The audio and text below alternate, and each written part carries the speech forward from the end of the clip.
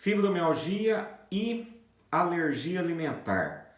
Qual a importância dessa determinação desses componentes alérgicos que vêm dos alimentos na evolução da fibromialgia?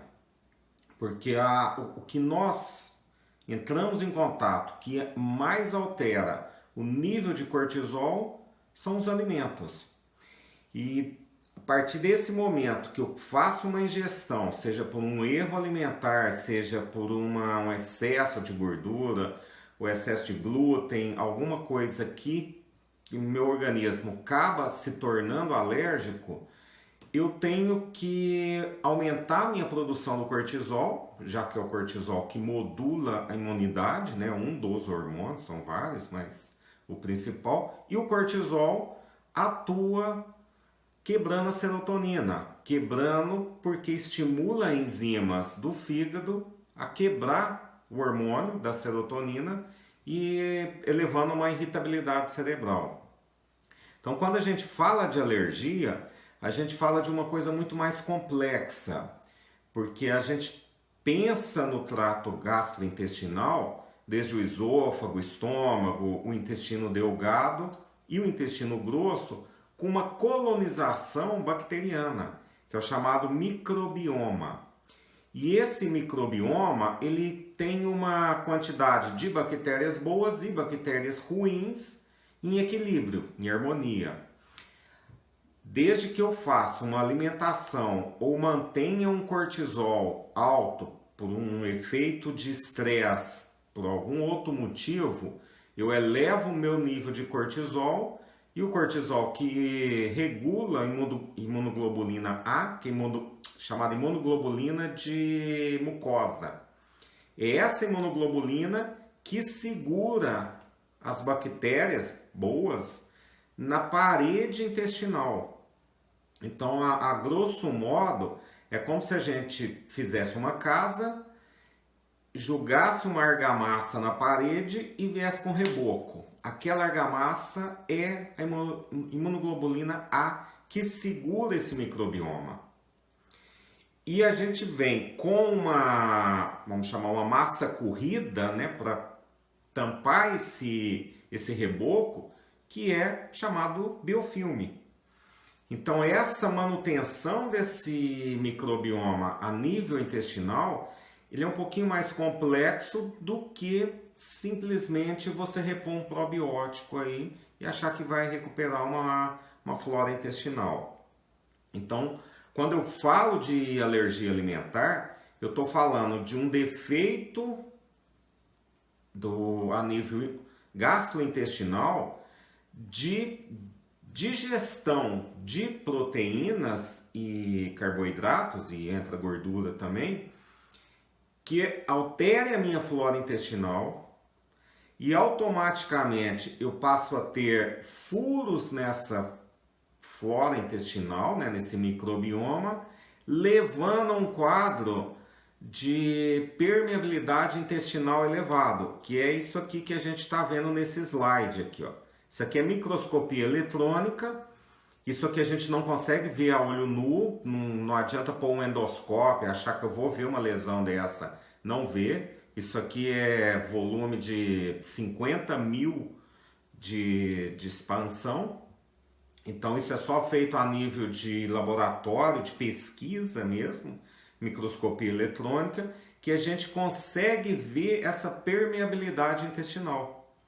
E esse aumento da permeabilidade intestinal permite que proteínas não digeridas entrem dentro do nosso organismo. Elas passam sem ser metabolizadas. E o organismo entende que essas proteínas e alguns açúcares também, principalmente do leite, né, a galactose, desenvolve no nosso organismo reações tanto imediatas quanto tardias. E a gente associa muito a alergia alimentar como se fosse um quadro agudo, um quadro momentâneo. E não é. A gente tem as reações alérgicas imediatas e temos as reações alérgicas tardias. essas reações tardias que são os principais fatores que levam à lesão do nosso organismo, à lesão tecidual. Então ele forma uma proteína que é chamada antígeno-anticorpo, e esse imunocomplexo ele pode se depositar em qualquer órgão, e na fibromialgia é muito comum, às vezes, em tendões, ou na junção do tendão com a parte óssea, que é um nome chama êntese. Então você tem essa fixação de imunocomplexos levando a um quadro inflamatório. Então eu já tenho um quadro inflamatório por uma reação de imunocomplexos. Isso por uma reação tardia de alimentos. Então, quando eu falo em fibromialgia, eu tenho que pensar em alergia alimentar. A chance de um paciente fibromialgico ter alergia é muito alta. Por isso que a gente tem que raciocinar dentro de um contexto muito maior. Eu tenho que expandir minha mente. Não adianta eu falar é uma alergia ao glúten, vou retirar o glúten e vai resolver o problema. Não vai, é muito mais complexo. Então a gente tem que observar, né, que aqui está bem documentado nesse trabalho aqui, falando dessas várias casos, né, de estratégia alimentar, tudo. Então quando a gente pensa a nível de sintomas, a gente pensa a nível intestinal inicialmente, que seria a flatulência, né, soltar muitos flatos, a diarreia, cólica e arroto. Só que é muito mais complexo.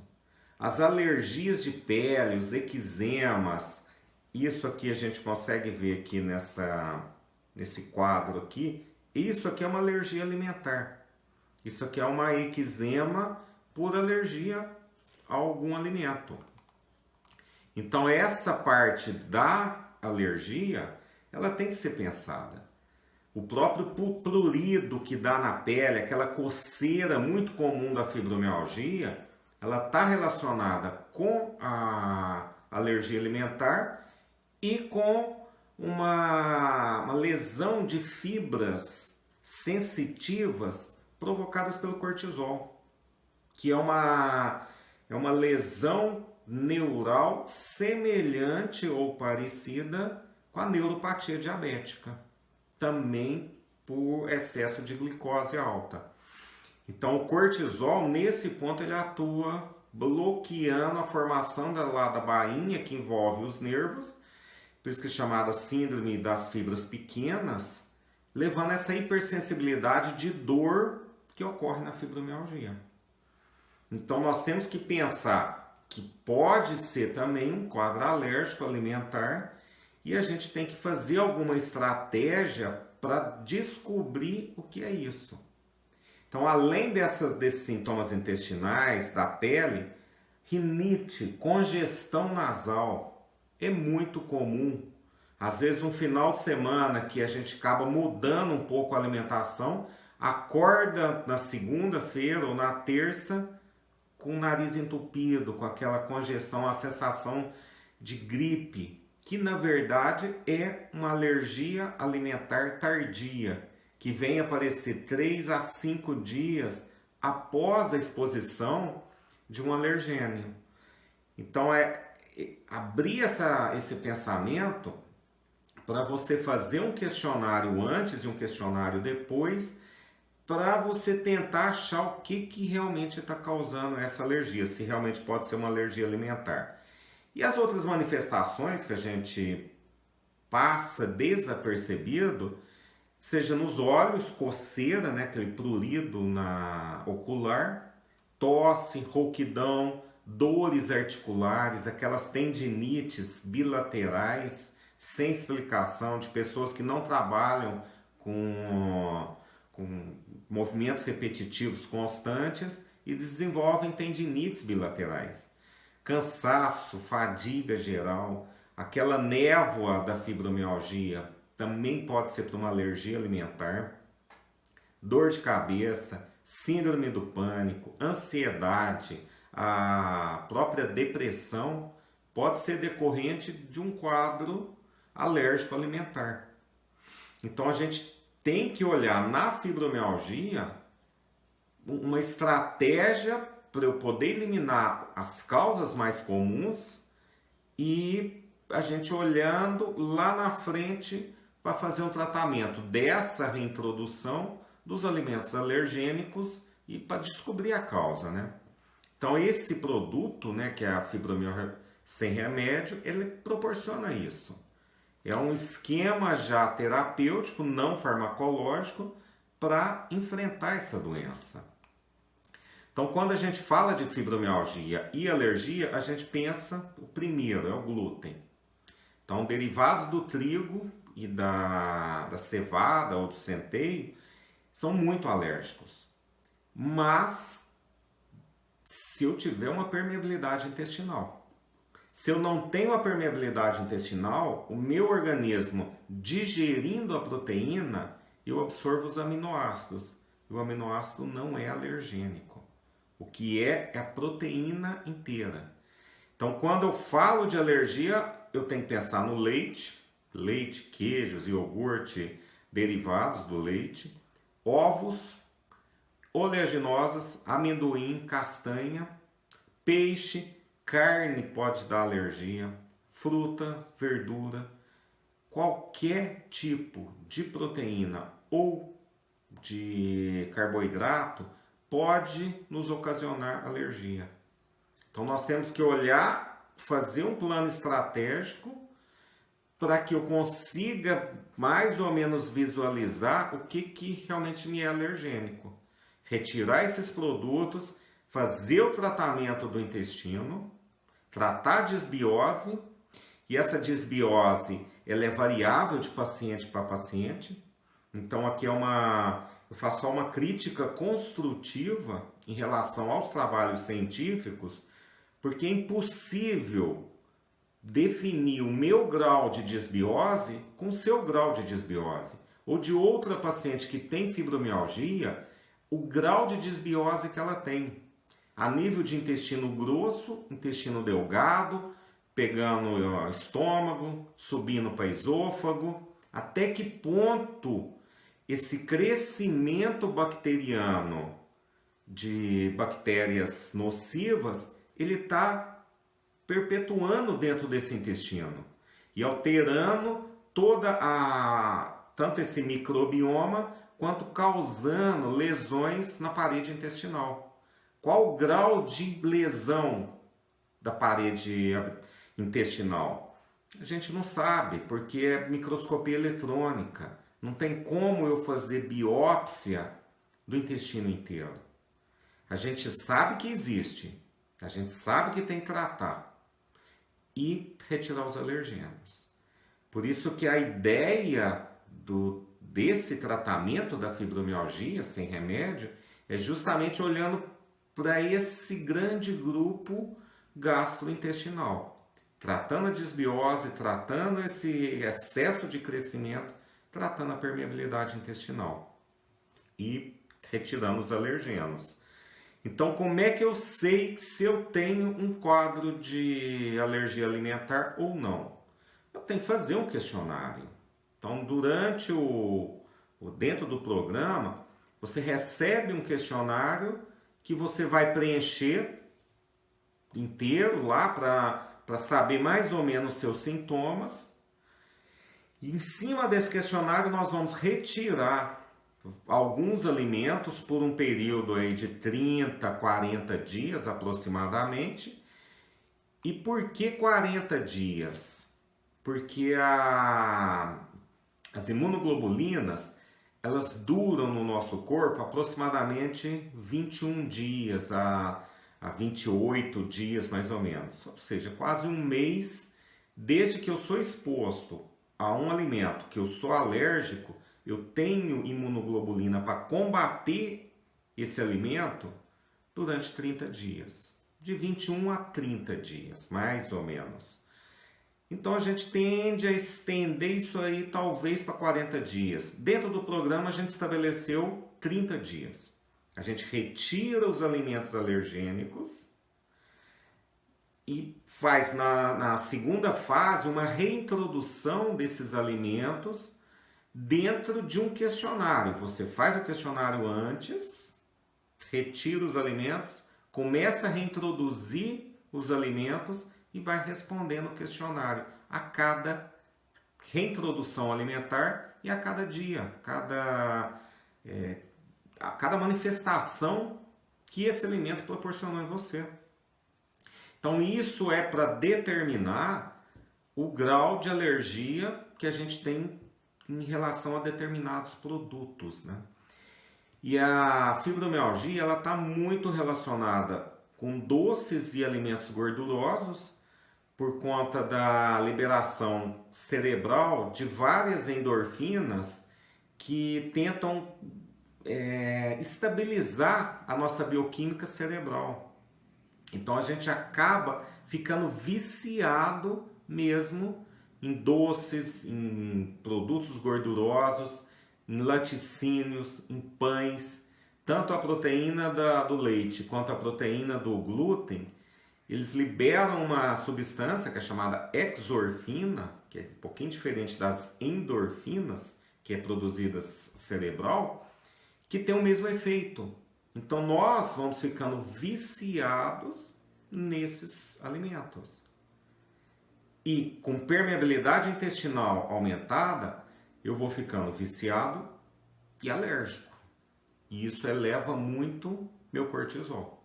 E o cortisol que vai estimular a quebra da serotonina lá. Então a visão geral é que a gente determine o que realmente nos é alergênico, trate o intestino e reintroduza paulatinamente esses alimentos.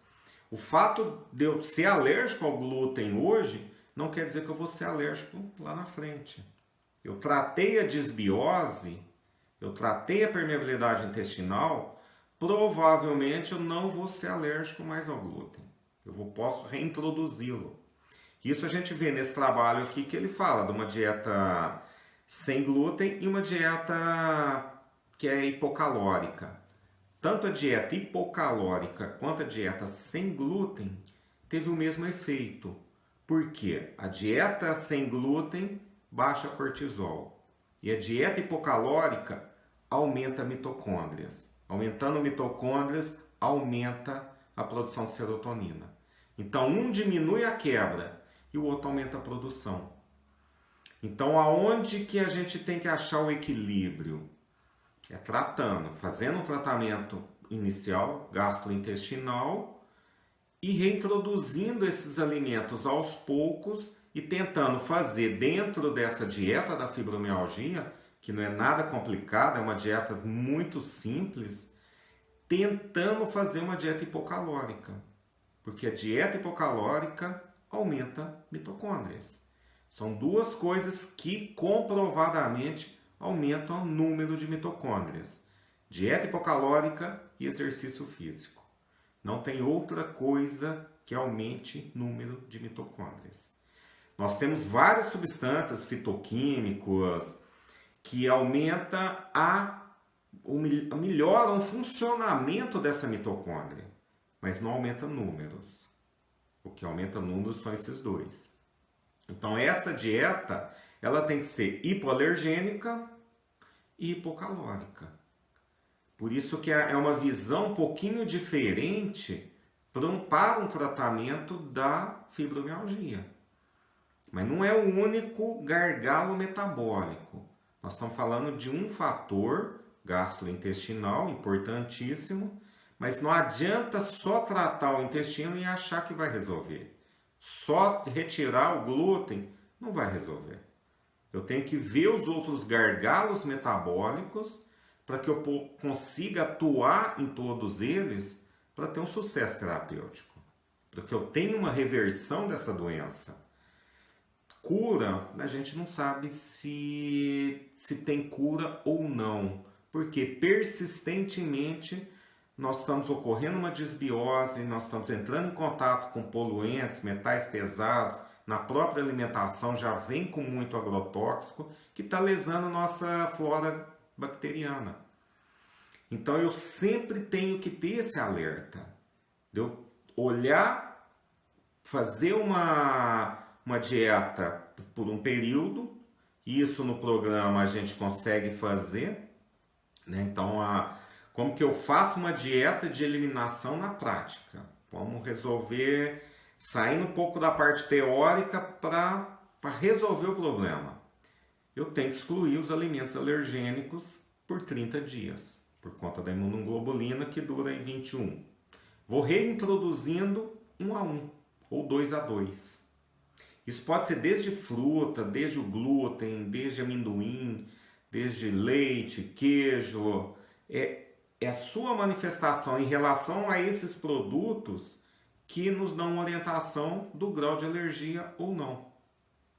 E eu faço a reintrodução de um alimento, eu espero 4 dias, que é o tempo de manifestação clínica de uma reação imunológica, ou seja, se eu sou alérgico ao queijo, né, ao leite, a proteína do leite, eu como queijo hoje 3, 4 vezes, amanhã eu não como, depois, durante 4 dias eu não vou comer queijo. E eu vejo como que meu organismo vai responder. Se eu comecei com prurido, coceira nos olhos, congestão nasal, provavelmente eu tenho uma alergia ao queijo, à proteína do leite. Então eu tenho que ter essa visão, saber fazer essa dieta de eliminação e reintrodução para ter um acompanhamento, para eu poder ir mapeando os alimentos que eu sou alérgico. E é dentro dessa visão que a gente consegue fazer um esquema terapêutico para que tenha um sucesso em relação à doença, para que a gente evite a piora progressiva da doença, uma lesão cerebral que é enquadrado hoje a fibromialgia como uma doença neurodegenerativa, muito relacionada com Parkinson, com Alzheimer e demência, porque vai ocorrendo lesão cerebral, diminuição de número de mitocôndrias, diminuição de número de neurônios e esse desequilíbrio de neurônios cerebrais levando a um quadro degenerativo. Então, só para finalizar, nós não somos alérgicos aos aminoácidos. O aminoácido é decorrente da quebra da proteína. Se eu tenho uma digestão satisfatória e eu quebro todas as proteínas e eu só absorvo aminoácidos, eu não tenho alergia. Eu sou alérgico à proteína, não ao aminoácido. Então, essa absorção de proteínas inteiras que é a causa dessa alergia. Então, tratando a permeabilidade intestinal, a chance de desaparecer a alergia alimentar é muito grande. Agora, tem um componente genético também. Às vezes, você fazendo tudo, todos esses esquemas terapêuticos, você ainda vai continuar alérgico a determinada proteína e realmente você não consegue reintroduzir esses alimentos. Esses você tem que excluir da dieta. E é isso que o programa faz, ele te ajuda nesses vários gargalos metabólicos, da gente mapear a disfunção intestinal, a disbiose, né? Mapear o quadro alérgico, o quadro inflamatório, todas as funções metabólicas, são chamadas rotas metabólicas, para que a gente consiga corrigir essas rotas metabólicas e tenha um sucesso terapêutico. Então o objetivo é esse, é tratar de uma maneira não farmacológica. Esse é um dos critérios do tratamento.